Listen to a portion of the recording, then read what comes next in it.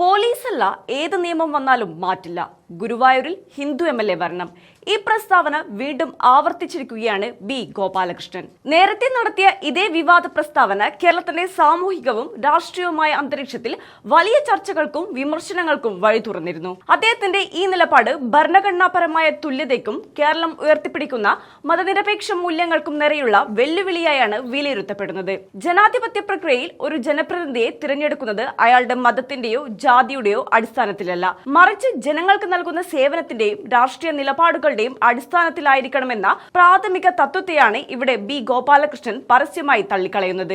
Indian ഭരണഘടനയുടെ അന്തസത്തയെ തന്നെ ചോദ്യം ചെയ്യുന്ന ഇത്തരം പ്രസ്താവനകൾ BJP പിന്തുടരുന്ന വിഭജന രാഷ്ട്രീയത്തിന്റെ കൃത്യമായ അടയാളമാണ്. ഭരണഘടനയുടെ ആർട്ടിക്കിൾ 15 അനുസരിച്ച് മതം, ജാതി, ലിംഗം, ജനിച്ച സ്ഥലം എന്നിവയുടെ അടിസ്ഥാനത്തിൽ ഒരു പൗരനോടും വിവേചനം കാണിക്കാൻ പാടുള്ളതല്ല. എന്നാൽ ഒരു പ്രത്യേക മണ്ഡലത്തിൽ ഇന്ന മതത്തിൽപ്പെട്ട ആൾ മാത്രമേ ജനപ്രതിനിധിയായി വരാവൂ എന്ന് ശഠിക്കുന്നത് ഭരണഘടനാ വിരുദ്ധവും ജനാധിപത്യ വിരുദ്ധവുമാണ്.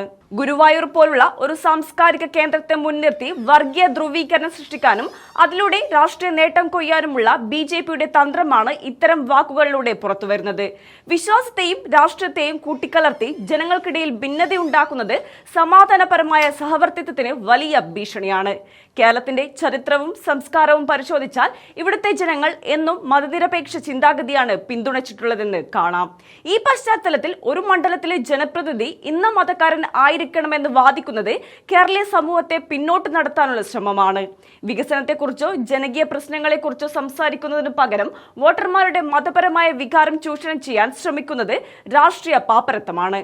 ഇത്തരം പ്രസ്താവനകളിലൂടെ BJP ലക്ഷ്യമിടുന്നത് ഹിന്ദു സമൂഹത്തിന്റെ സംരക്ഷകരെന്ന പ്രതിച്ഛായ നിർമ്മിക്കാനാണെങ്കിലും യഥാർത്ഥത്തിൽ അവർ ചെയ്യുന്നത് വിശ്വാസത്തെ രാഷ്ട്രീയ ലാഭത്തിനായി ദുരുപയോഗം ചെയ്യുകയാണ്. BJPയുടെ രാഷ്ട്രീയ അജണ്ട പലപ്പോഴും ഭൂരിപക്ഷ വർഗീയതയെ താലോലിക്കുന്ന ഒന്നാണ്. ഗുരുവായൂർ ക്ഷേത്രത്തിന്റെ പ്രാധാന്യം ഉയർത്തിപ്പിടിച്ചുകൊണ്ട് അവിടെ മറ്റൊരു മതത്തിൽപ്പെട്ടയാൾ പ്രതിനിധിയാകുന്നത് ശരിയല്ല എന്നാണ് വാദിക്കുന്നത്. ഏത് മതത്തിൽപ്പെട്ടവർക്കും മത്സരിക്കാനും വോട്ട് ചെയ്യാനും അധികാരത്തിൽ വരാനും അവകാശമുള്ള രാജ്യത്ത് ഇത്തരം വർഗീയ വേർതിരിവുകൾക്ക് സ്ഥാനമില്ല. പോലീസിനെയോ നിയമത്തെയോ ഭയമില്ലെന്ന ബി ഗോപാലകൃഷ്ണന്റെ വെല്ലുവിളി നിയമവാഴ്ചയോടുള്ള അനാദരവ് കൂടിയാണ്. നിയമനിർമ്മാണ സഭയിലേക്ക് വരുന്ന ഒരാൾ നിയമത്തെ ബഹുമാനിക്കുന്നില്ല എന്ന് പറയുന്നത് ജനാധിപത്യ സംവിധാനത്തോടുള്ള വെല്ലുവിളിയായി മാത്രമേ കാണാൻ കഴിയൂ. ഒരു മണ്ഡലത്തിലെ ജനപ്രതിനിധി ആ നാട്ടിലെ എല്ലാ വിഭാഗം ജനങ്ങളുടെയും ആവശ്യങ്ങൾ നിറവേറ്റാൻ ബാധ്യസ്ഥനാണ്. അതൊരു മുസ്ലിമോ ക്രിസ്ത്യാനിയോ ഹിന്ദുവോ ആയിക്കൊള്ളട്ടെ, അയാളുടെ ഉത്തരവാദിത്തം ജനങ്ങളോടാണ്. എന്നാൽ മതം മാത്രം മാനദണ്ഡമാക്കി ജനപ്രതിനിധിയെ നിശ്ചയിക്കണമെന്ന് പറയുന്നത് വിവേചനപരമായ ഒരു രാഷ്ട്രീയ സംസ്കാരത്തിന് തുടക്കമിട്ടില്ലായിരിക്കും. രാഷ്ട്രീയ മണ്ഡലത്തിൽ ആശയപരമായ പോരാട്ടമാണ് നടക്കേണ്ടത്, അല്ലാതെ മതപരമായ ചേരിതിരിവല്ല. കേരളം പോലുള്ള ഒരു വികസിത സമൂഹത്തിൽ വർഗീയതയുടെ വിഷം ചീറ്റാനുള്ള നീക്കങ്ങൾ തടയപ്പെടേണ്ടത് ജനാധിപത്യത്തിന്റെ നിലനിൽപ്പിന് അനിവാര്യമാണ്.